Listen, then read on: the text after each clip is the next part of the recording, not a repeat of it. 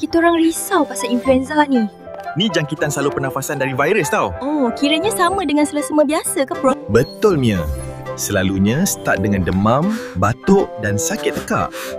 Kena kenal pasti cepat-cepat.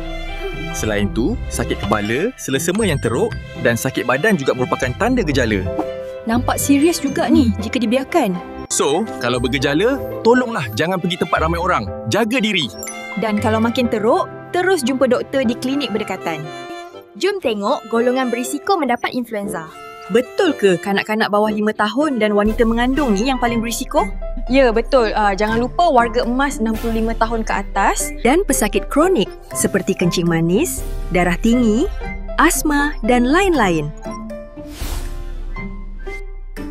Dan dua lagi golongan utama ialah obesiti dan pesakit kanser atau HIV. Kenapa orang yang rendah daya tahan badan ni kena hati-hati sangat? Sebab sistem imun mereka lemah, risiko komplikasi maut sangat tinggi.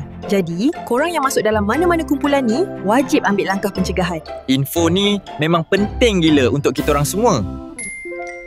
Aduh, kepala rasa berat sangat. Kena rehat ni. Aduh, nampak macam kena influenza-like illness. Jangan risau. Langkah pertama, rehat je kat rumah kalau gejala ringan. Selain rehat, jangan lupa minum air secukupnya.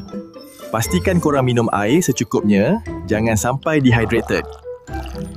Amalkan kebersihan diri seperti kerap membasuh tangan, elakkan menyentuh muka dan tutup mulut serta hidung ketika batuk atau bersin.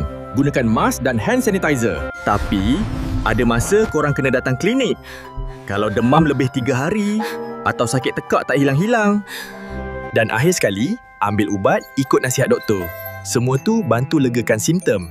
Korang jaga diri, okey? Semoga cepat sembuh. Pesanan ini dibawakan oleh Pejabat Kesihatan Daerah Kinta, Perak.